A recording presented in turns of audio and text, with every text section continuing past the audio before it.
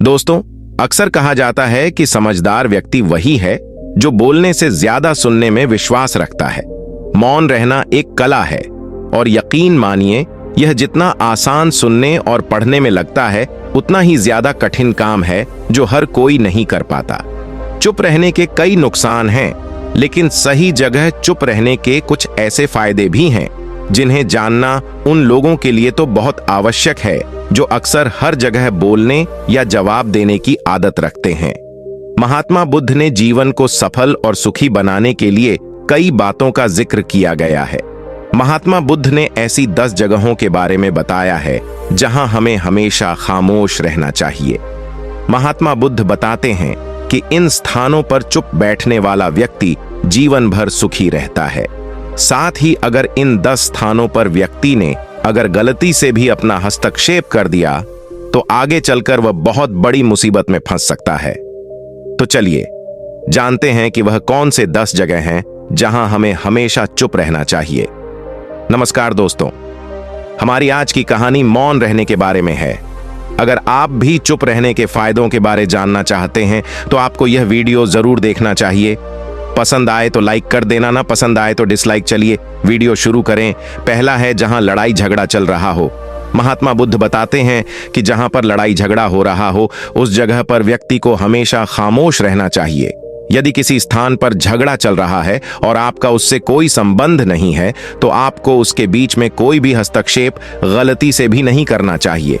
अगर आपने गलती से भी उन लोगों के बीच में हस्तक्षेप कर दिया तो आगे चलकर आपके ऊपर बहुत बड़ी मुसीबत आ सकती है। इसीलिए झगड़े वाले स्थान पर मौन रहना ही अच्छा है। दूसरा है जहां लोग अपनी तारीफ खुद ही कर रहे हों। महात्मा बुद्ध के अनुसार अगर किसी स्थान पर लोग खुद की तारीफ खुद ही कर रहे होते हैं तो वैसे स्थान पर खामोश रहना चाहिए। साथ ही यदि किसी स्थान पर अगर सभी लोग अपना अहंकार दिखा रहे हैं तो वहां पर आपको बिल्कुल खामोश बैठना चाहिए। महात्मा बुद्ध बताते हैं कि ऐसी जगह पर बोलने वाले व्यक्ति का अपमान ही होता है। इसके अलावा वे लोग आपको नीचा दिखाने की भी कोशिश करेंगे। इसलिए एक बुद्धिमान व्यक्ति को ऐसे स्थान पर हमेशा चुप ही रहना चाहिए।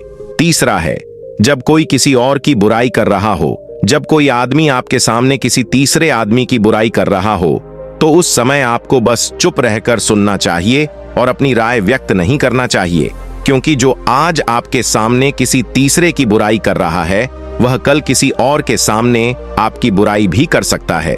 इसलिए बेहतर यही होगा कि आप ऐसे स्थान पर रोके ही ना जहां किसी की बुराई की जा रही हो। चौथा है जब आपके पास अधूरी जानकारी हो। अधूरी जानकारी बहुत ही खतरनाक होती है।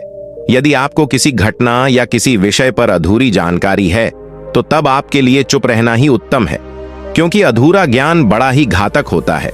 यह आपको हंसी का पात्र भी बना सकता है या किसी मुसीबत में भी डाल सकता है, या फिर आपके दिए गए अधूरे ज्ञान से दूसरे को हानि भी हो सकता है।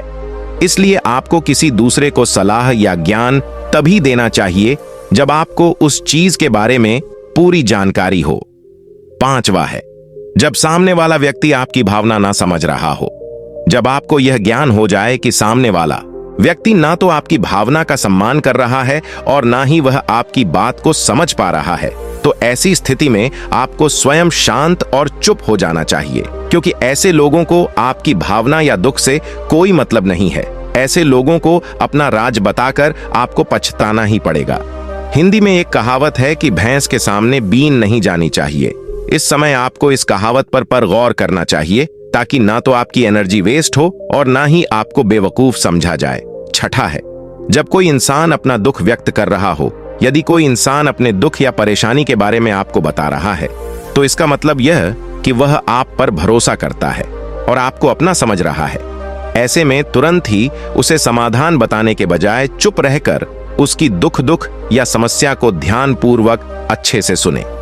उसके बाद अगर आपने कभी अपनी जिंदगी में वैसी परिस्थिति का सामना किया है और आपको यह पता हो कि ऐसी परिस्थिति में क्या करना सही होगा, तभी जाकर ही आप उसको उसके परेशानी अनुसार समाधान दें। यदि आपको नहीं पता कि उस समय क्या करना चाहिए, तब आपके लिए चुप रहना ही बेहतर होगा। ऐसा इसीलिए क्योंकि गलत सलाह देने से उसकी परेशानी और भी बढ़ सकती है। और सबसे जरूरी बात यह है कि आप उसके दुख या समस्या को गुप्त ही रखें, किसी और को ना बताएं। 7वां है, जब कोई व्यक्ति आप पर क्रोधित हो या आपसे झगड़ा कर रहा हो, जब आपका कोई करीबी व्यक्ति आपसे झगड़ा कर रहा हो या किसी बात पर आपसे क्रोधित हो, तो तब उसके सामने आपका चुप रहना ही समझदारी भरा कदम होगा, क्योंकि जब व्यक्ति गुस्सा कर रहा होता है तब उसका अपने मन पर नियंत्रण नहीं रहता।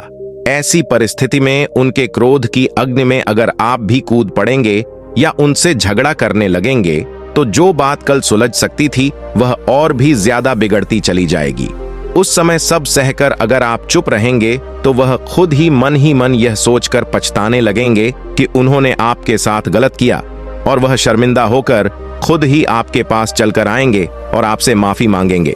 क्रोधी व्यक्ति के साथ बहस करना आग में घी डालने जैसा ही होता है। इससे उसके क्रोध की आग और भड़केगी और आपको ही उसका खामियाजा भुगतना पड़ेगा। 8वां है, जब किसी मुद्दे से आपका कोई संबंध ना हो। अगर आपका किसी मुद्दे से कोई संबंध ना हो तो वहां आपका चुप रहना बनता है, बिना किसी वजह। अगर आप दूसरों के मुद्दों पर बोलेंगे तो यह आपके लिए अनिष्टकारी रहेगा। इसमें केवल और केवल आपका ही नुकसान होगा। आप तब तक चुप रहे जब तक आपको उस मुद्दे को लेकर कुछ पूछा ना जाए। इसके अलावा अगर आपको उस मुद्दे के बारे में कोई स्पष्ट जानकारी नहीं है तो तब भी आप चुप रहे। बेवजह दूसरों के मुद्दों पर दखल देने से आपकी भारी बेइज्जती हो सकती है।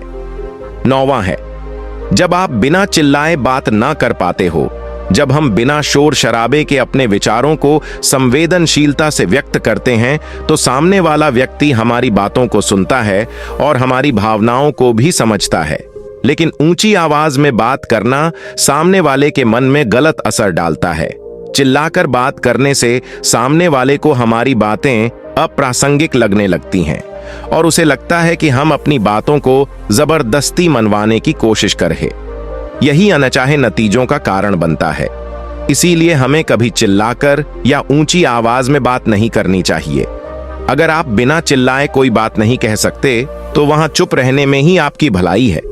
किसी पर चिल्लाने से आपके व्यवहार के बारे में पता चलता है और लोग आपसे दूर भागने लगते हैं। 10वां है, किसी के बारे में ना बोले।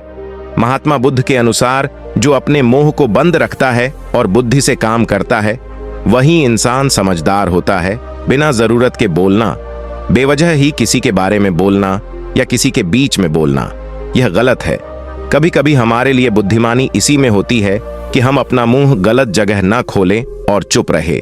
मुंह हमेशा सही जगह और सही अवसर देखकर ही खोलना चाहिए। दोस्तों, किसी के बोलने का तरीका उसके व्यक्तित्व के बारे में बहुत कुछ बताता है। आप तेज, धीरे, कम या ज्यादा किस ही खोलना चाहिए? दोस्तों, किसी के बोलने का तरीका उसके व्यक्तित्व के बारे में बहुत कुछ बताता है। आप तेज, धीरे, कम या ज्यादा किस तरह बोल रहे हैं, क्या बोल रहे हैं और कहां बोल रहे हैं, यह आपका करियर और लाइफ दोनों के लिए बहुत मायने रखता है। यह भी सच है कि हमें अपनी बात को सही तरह से रखना चाहिए। दोस्तों, मुझे उम्मीद है कि आपको यह कहानी पसंद आई होगी और कुछ सीखने को मिला होगा। कहानी के बारे में अपने विचार आप हमें नीचे कमेंट बॉक्स में कमेंट करके बता सकते हैं। बाकी अगर यह कहानी आपको अच्छी लगी हो तो इस वीडियो को लाइक करें। ऐसी और कहानी सुनने के लिए हमारे चैनल को सब्सक्राइब कर लीजिए और नोटिफिकेशन ऑन कर लीजिए ताकि आपको आने वाली हर नई कहानी की नोटिफिकेशन सबसे पहले मिल जाए। नमो बुद्धाय।